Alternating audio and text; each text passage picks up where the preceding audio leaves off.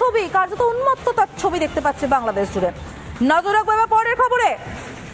এই মুহূর্তে খবরে নজর রাখবো করিমপুরে ভারত বাংলাদেশ সীমান্তের রিপাবলিক বাংলা সীমান্তের একাংশে নেই কাঁটাতারের বেড়া, এবং যে এলাকাগুলোতে কাঁটাতারের বেড়া নেই সেই এলাকাগুলোতেই অনুপ্রবেশের আতঙ্ক বাড়ছে। দেখতে পাচ্ছেন বিস্তীর্ণ এলাকা, যত দূর চোখ যায় কোথাও কোনো কাঁটাতারের বেড়া নেই। আমাদের প্রতিনিধি ভাস্কর ঠিক কি ছবি তুলে ধরলেন এই করিমপুর সীমান্ত থেকে, নজর রাখবো।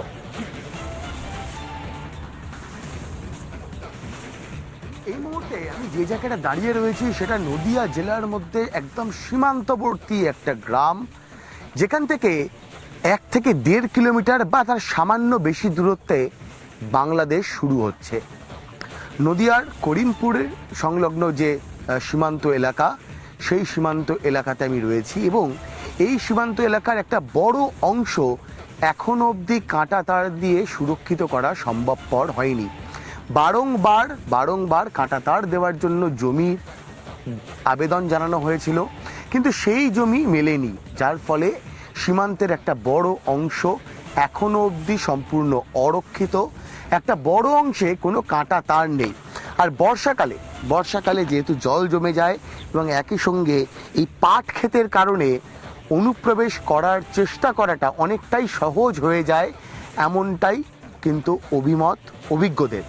সেই জায়গা থেকে দাঁড়িয়ে বাড়তি নজরদারির বন্দোবস্ত করা হয়েছে। যেমন আমি এই মুহূর্তে যেখানটা রয়েছি, আমার ঠিক পিছনেই বাংলাদেশ।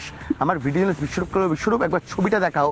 এখান থেকে কার্যত ঢিল ছোড়া দূরত্বে মাত্র 2 থেকে 1.5 কিলোমিটারের মধ্যেই বাংলাদেশ, এবং আমি এই মুহূর্তে যে জায়গাটা দাঁড়িয়ে রয়েছি, অর্থাৎ এই যে অংশটা, এই অংশে কোনো কাঁটা তারের বেড়া দেওয়া নেই, যার ফলে বিভিন্ন প্রাকৃতিক দুর্যোগ হোক বা অন্য পরিস্থিতিকে কাজে লাগিয়ে অনুপ্রবেশের যে চেষ্টা, সেই চেষ্টা করাটা অনেকটাই সহজ হয়ে যায়, এমনটাই কিন্তু অভিমত বিশেষজ্ঞদের। সেই জায়গা থেকে দাঁড়িয়ে বাড়তি সতর্ক বিএসএফ, কড়া নজরদারি চালানো হচ্ছে, এবং একই সঙ্গে যাতে অবিলম্বে যে অংশগুলোতে কাঁটাতার দিয়ে বেড়া দেওয়া সম্ভবপর হয়নি সেখানে কাঁটাতার দিয়ে বেড়া দেওয়া যায়, মূলত সেই বিষয়টা সুনিশ্চিত করার দাবিও জানাচ্ছেন অনেকেই। ভিডিও লিস্ট বিশ্বরূপ রায়ের সাথে ভাস্কর বসু, রিপাবলিক বাংলা, নদিয়া। এটা কাছারিপাড়া।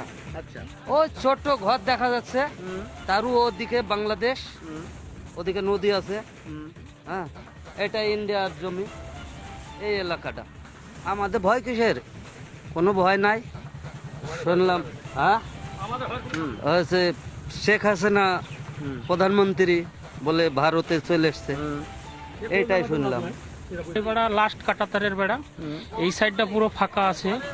তাছাড়া এমনি এদিক দিয়ে কোনো অনুপ্রবেশেরও নাই। আমরা যখন চরে আবাদ করতে যাই, বিএসএফ এর কাছে এন্ট্রি করি, যাই, আবার ঠিক টাইম মতন আমরা চলে আসি। আমাদের এখানে ওসব নাই, এখানে কোনো সমস্যা নেই। না, আমরা ভালোই চলি, আমাদের এখানে ভালো, আমাদের এখানে কোনো অত্যাচার নাই।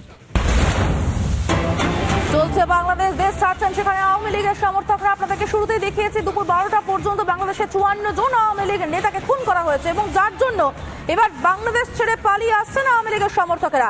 ভারতে এলেন আওয়ামী লীগের সমর্থক মোহাম্মদ রুবেল পালিয়ে এসেছেন শিলিগুড়ি ফুলবাড়ি সীমান্ত দিয়ে ভারতে। মোহাম্মদ রুবেল প্রাণ বাঁচাতে ভারতে আশ্রয় নিলেন। মোহাম্মদ রুবেল, যে ছবি দেখতে পাচ্ছেন, দাউ দাউ করে জ্বলছে বাংলাদেশ, এবং এই পরিস্থিতিতে প্রাণ বাঁচাতে পালিয়ে আসছেন আওয়ামী লীগের সমর্থকেরা। প্রাণ বাঁচাতে ভারতে আশ্রয় নিচ্ছেন আওয়ামী লীগের সমর্থকেরা। ভারতে আশ্রয় নিলেন মোহাম্মদ রুবেল।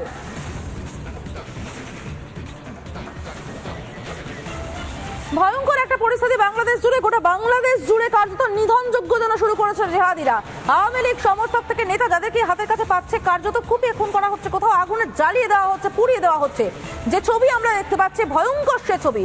দুপুর 12টা পর্যন্ত বাংলাদেশে 54 জন আওয়ামী লীগ নেতাকে খুন করা হয়েছে, এবং এই অবস্থায় আওয়ামী লীগের সদস্য সমর্থক যারাই রয়েছেন তারা পালাচ্ছেন বাংলাদেশ ছেড়ে। ভারতে এলেন আওয়ামী লীগের সমর্থক মোহাম্মদ রুবেল। শিলিগুড়ি ফুলবাড়ি সীমান্ত দিয়ে ভারতে মোহাম্মদ রুবেল, প্রাণ বাঁচাতে ভারতে আশ্রয় নিলেন মোহাম্মদ রুবেল। ফুলবাড়ি সীমান্তের ছবি দেখতে পাচ্ছেন। এই সীমান্ত দিয়েই একের পর এক বাংলাদেশে অত্যাচারিত যারা হচ্ছেন তারা পালিয়ে আসার চেষ্টা করছেন। মোহাম্মদ রুবেল এই পথ ধরেই বাংলাদেশ থেকে পালিয়ে এসেছেন ভারতের শিলিগুড়ি ফুলবাড়ি সীমান্ত দিয়ে ভারতে পালিয়ে এসেছেন মোহাম্মদ রুবেল। আওয়ামী লীগের কার্যালয়ের ছবি দেখতে পাচ্ছেন, দাউ দাউ করে আগুন জ্বলছে। আওয়ামী লীগের কার্যালয়ে আগুন। ফুলবাড়ি সীমান্ত দিয়ে একের পর এক আওয়ামী লীগের সমর্থক সদস্য তারা পালিয়ে আসার চেষ্টা করছেন। মোহাম্মদ রুবেল পালিয়ে এসেছেন, আওয়ামী লীগের সমর্থক তিনি ভয়ঙ্কর আতঙ্কের মধ্যে দিয়ে পালিয়ে এসেছেন। একের পর এক আওয়ামী লীগের নেতা সদস্য সমর্থক তাদেরকে খুন করা হচ্ছে। 54 জনকে খুন করা হয়েছে এখনো পর্যন্ত যে খবর পাচ্ছি আমরা, দুপুর 12টা পর্যন্ত যে খবর পাচ্ছি 54 জনকে খুন করা হয়েছে। প্রাণ বাঁচাতে তাই আওয়ামী লীগের সদস্যরা পালিয়ে বেড়াচ্ছেন, কোন রকমে তারা পালিয়ে আসতে চাইছেন এই পরিস্থিতি থেকে।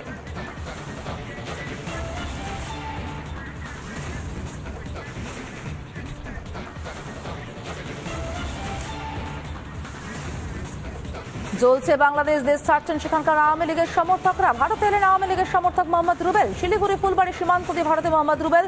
প্রাণ বাঁচাতে ভারতে আশ্রয় নিলেন মোহাম্মদ রুবেল।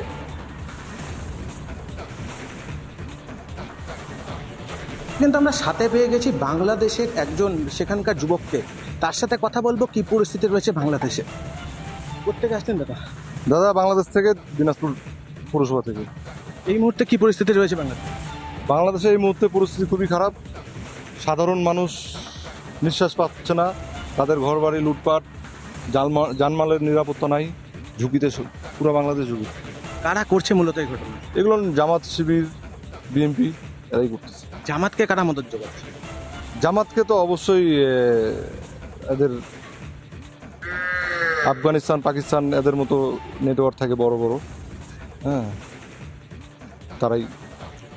ওখানে সংখ্যালঘু অর্থাৎ হিন্দুদের উপরে কি আক্রমণ হচ্ছে? হচ্ছে। হিন্দুরা কি অবস্থায় রয়েছে সেখানে? অবশ্যই ঝুঁকিপূর্ণ। যেটা শেখ হাসিনার আমলে সকলেই সাধারণ মানুষ, যে কোনো ধর্মীয় মানুষ সকলেই নিরাপদে ছিল, সেটা এখন ঝুঁকিতে চলে গেছে গতকালকে করতে। বিএনপি জামাত এরা কি বাংলাদেশ সুষ্ঠুভাবে চালাতে পারবে? তারা তো বিগত দিনেও বাংলাদেশের আমরা সাধারণ মানুষ দেখছি যে কখনোই তারা পারে নাই। হ্যাঁ, তার ছেলে এতিমদের টাকা মেরে এখনও বর্তমান লন্ডনে আছে। যাকে দিয়ে আমরা, যে জাতির জনক বঙ্গবন্ধু শেখ মুজিবুর রহমানকে দিয়ে আমরা আজকে স্বাধীন বাংলা পেয়েছি, এই বাঙালিরা কখনোই এই ধরনের কাজ করতে পারবে না। আমরা কিন্তু কথা বললাম বাংলাদেশ থেকে আগত আওয়ামী লীগের সমর্থকের সাথে। তিনি যেটা জানালেন যে শেখ হাসিনার পদত্যাগের পর থেকেই কিন্তু বাংলাদেশে শুরু হয়েছে অরাজকতা। বাংলাদেশের এই ঘটনা নিয়ে কিন্তু ইতিমধ্যে তারা আতঙ্কে দেশ ছেড়েছেন। ইতিমধ্যে তিনি ভারতে এসে নিরাপত্তা বোধ করছেন। শিলিগুড়ি থেকে রণজিৎ বোস, রিপাবলিক বাংলা।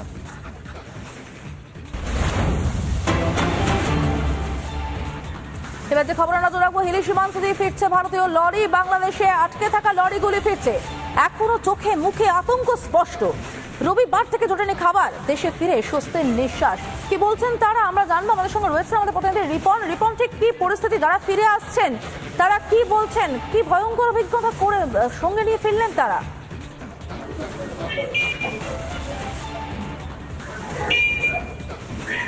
একেবারে সমুদ্র দেখো, স্থলবন্দর দিয়ে প্রায় 90টার কাছাকাছি ট্রাক বাংলাদেশে আটকে রয়েছে প্রায় দুদিন ধরে। আজকে সেই বাংলাদেশ এবং ভারতের যারা ব্যবসায়ী রয়েছে তাদের বৈঠকের পর তারা কিন্তু আজকে গাড়ি কার্যত বাংলাদেশে রেখে তারা ফিরছেন। একটি মাত্র ট্রাক ভারতে এসে আমরা কথা বলে যেটা জেনেছি, আতঙ্কের মধ্যে তারা কিন্তু বাংলাদেশে ছিলেন, কারণ বাংলাদেশের উত্তপ্ত পরিস্থিতি ভয়ঙ্কর, এমনটাই কিন্তু তারা আমাদের ভয়ঙ্কর পরিস্থিতি যে কথা লরির চালকেরা বলছেন, তারা আতঙ্কে রয়েছেন। রবিবার থেকে খাবার পাননি তারা, দেশে ফিরে স্বস্তির নিঃশ্বাস ফেলছেন। শুনুন তাদের কথা তাদের মুখেই। রবিবারের দিন ঢুকেছিলাম, আজকে বেরোলাম। কি পরিস্থিতি ওখানে? পরিস্থিতি খুব খারাপ। কেমন ওখানে খাওয়া দাওয়া ঠিকঠাক ছিল নাকি? খাওয়া দাওয়া ঠিকঠাক, সব দোকান বন্ধ, সব